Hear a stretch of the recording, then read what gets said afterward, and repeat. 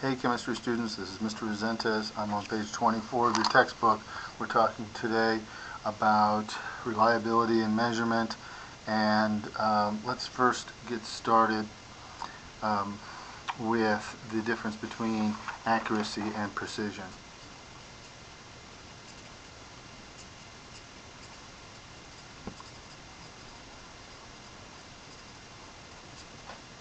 Alright, reliability and measurement. Let's say we have some lab data, 28.4.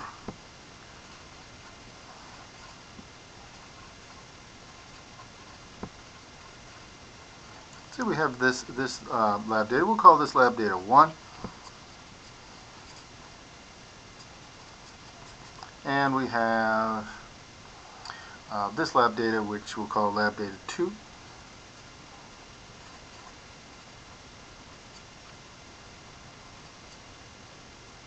(25.12, 24.96). That's a 4, right? And all of these would be in degrees C. All these are in degrees C.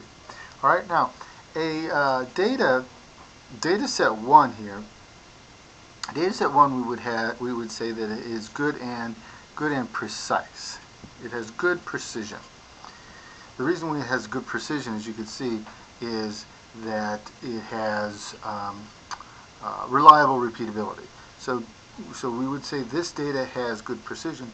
This data we'd say it has good accuracy, because the accepted value for room temperature, that's what we're measuring here, is 25 degrees C. So we would say that this data is accurate, and this data is precise. So accurate data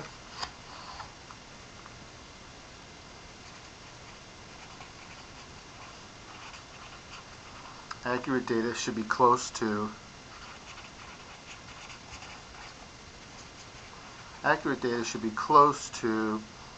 the accepted value.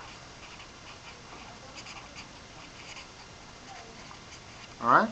Now, precise data or precision is data that has reliable repeatability.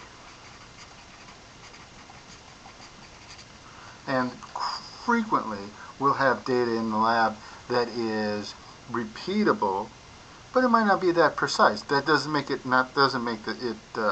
less valuable. We could talk about why it's not precise, but we really want to celebrate the fact that it's very. We could talk about why it's not accurate, but we want to celebrate the fact that it's precise, right? So precise and accurate.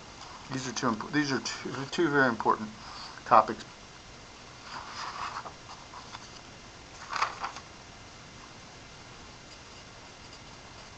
Percent error is a measure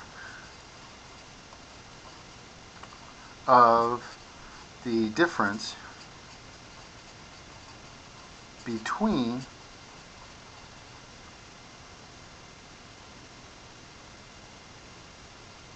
the measured, and this would be the value that you measured in the lab, the measured value, and the accepted value. All right. So, using the data that we just collected,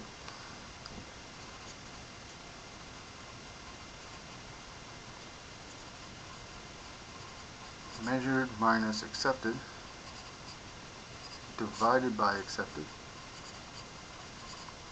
and that would all have to be multiplied by 100 because it's a percent. All right. So if we use the data we just collected, 28.5 minus 25, so the accepted value is 25 degrees C. We got 28.5 in the lab.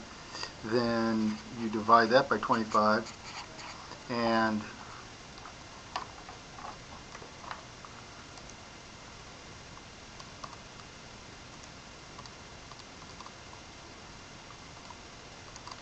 Then we have the percent error is 14% is 14% is our error. All right.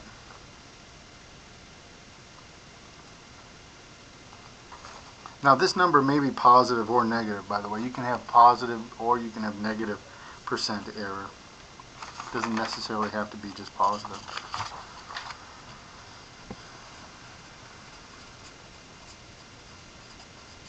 Scientific notation. Perhaps you know about scientific notation. It's a way of writing very, very large numbers or very, very small numbers. We're going to separate the value by the power 10. We're going to separate the digits that that are the value of the number by the base 10. So here's an extremely small number, and we would write this in scientific notation like this.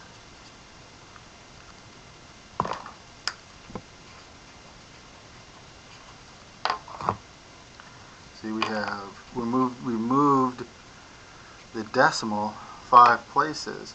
We moved the decimal 5 places to the we're going to move it back to the left. So we moved this 5 places, so it's to the negative 5. So 2.25 times 10 to the negative 5th is the same as writing out this big long number. So as you can see, when we do scientific notation, it's a shorthand way of writing a very, very big number or a very, very small number. And in this case, it would be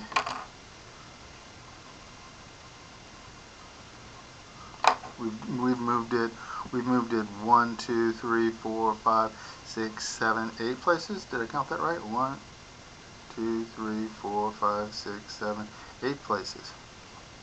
Oops. Times 2.25 times 10 to the 8th. My apologies. Is the same number. Now, whenever you use your calculator, hopefully you can see this.